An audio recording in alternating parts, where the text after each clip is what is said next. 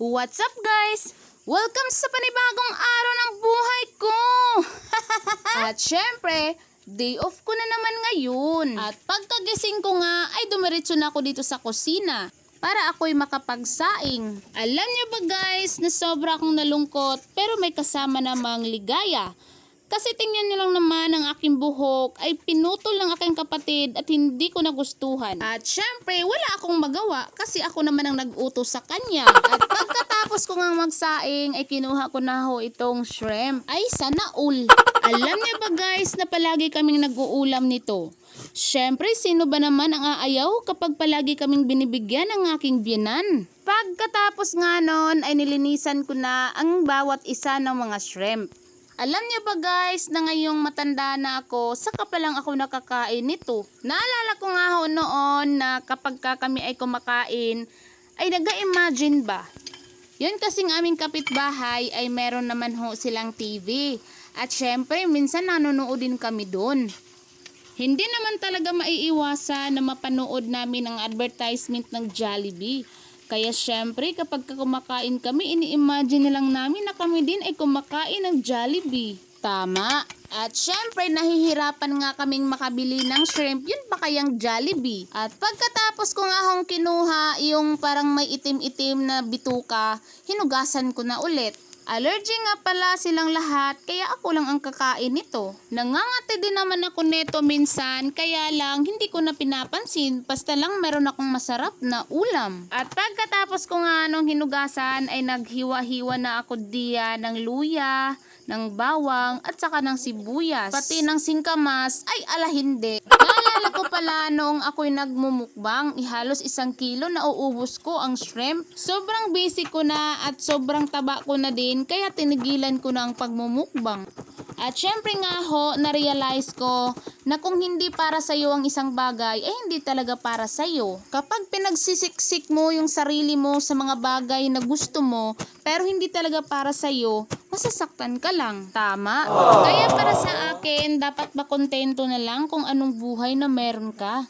Pero hindi ko naman sinabi na masama ang mangarap. Walang masamang mangarap kung para naman ito sa iyong pamilya. Pero kapag hindi mo na talaga kaya at hindi mo kayang abutin yung mga pangarap mo, huwag mong pilitin. Baka naman ikay mapahamak. Tama?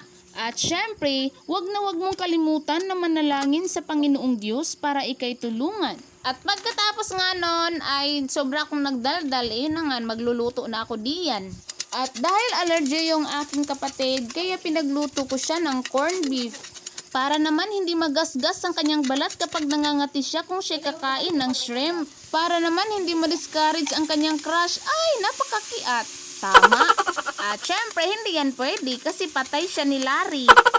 At pagkatapos ko nga hong magluto diyan, ay isusunod ko na yung aking para pang ulam. Pagkatapos nga nun, ay nilagay ko na ang oil at syempre isusunod ko na yung sibuyas, yung bawang at saka ng luya. At pagkatapos ko nga hinalo-halo yung mga ricados na yan, ay isusunod ko na itong shrimp. Hinalo-halo ko lang hanggang sa makuha ko yung saktong kulay ng shrimp. At pagkatapos nga nito, ay lalagyan ko na siya ng Sprite at syempre hindi mawawala yung asin. Kuha na rin kayo ng bahaw diyan at syempre sabay-sabay tayong kakain dahil luto na ang ating shrimp with Sprite. Nakakalungkot man nakakain akong mag-isa kasi wala ang aking asawa. At dahil wala akong magagawa, kaya ayun na, kakain na ako. Huwag na kayong magtataka kung palagi nga hong pula yung aking lips. Syempre naman kapag kaaraw ng Huwebes ay meron kaming pagsamba. At syempre, may bilin yung lipstick ko kaya hindi natatanggal kahit anong kiss-kiss ko dito. Uy, may bilin, baka naman. At baka naman isipin ng iba kung bakit mamahalin yung lipstick ko, hindi naman ako mayaman. Sa totoo lang guys, gustong-gusto ko talaga ang lipstick na to kasi hindi nagsusugat ang lips ko. At hindi mo naman kailangang bumili habang mahal pa ito. Syempre may mga pagkakataon na naka-promo ang product na to. At ayun na nga, kumakain na ako dyan. Sobra talagang enjoy na enjoy ako dyan. Isipin mo, wala akong karibal, akin lahat ng to. Isa talaga ito sa dahilan kung bakit sobrang laki ang aking tiyan. Kasi sobrang hilig ko talaga sa rice at hindi lang sapat sa akin yung 1 cup lang, kundi 3, 4 hanggang 5 pa. Uy, sana all. Grabe naman. Naalala ko nga ho pala na dati nang ako'y nagmumukbang, syempre tinitirhan ko yung aking kapatid na si John Rex na nasa Manila. Syempre namimiss ko na siya at hindi lang ako kundi kaming buong pamilya. At gustuhin man namin siyang makasama pero hindi pa sa ngayon. Isa lang ang aking masasabi, mag-aral ka ng mabuti. Handa kaming maghihirap at magsisikap para maibigay sa iyo ang iyong kailangan. Mag-iingat ka palagi ha. Miss na miss ka na namin. At ayun na nga guys, at pagkatapos kong kumain, nagluto na naman ako ng puto. Napag-usapan din namin ng aking asawa na kami din ay magre-resign sa trabaho. Marami ang nagsasabi na sayang daw, pero buhay namin to. Kaya hayaan nyo na lang ang aming desisyon dahil pagod na rin naman ako. Hindi ko rin naman masasabi na lahat ng negosyo ay nagiging successful. Pero paano ko malalaman kung hindi ko susubukan? At ayun na nga guys, inilagyan ko na nitong brown sugar. At syempre, idagdag ko pa itong mantika. Pinagsasikapan ko talaga na matutuhan ang lahat ng mga bagay na ito. Para naman magagamit ko ito sa panahon na ako na'y magninegosyo.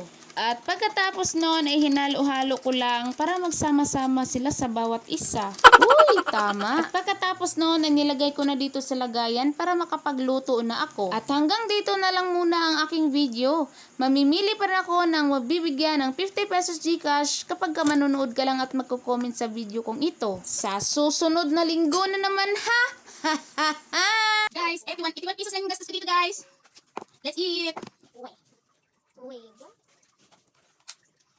Napaka-flappy nga, guys. Oh. Sarap.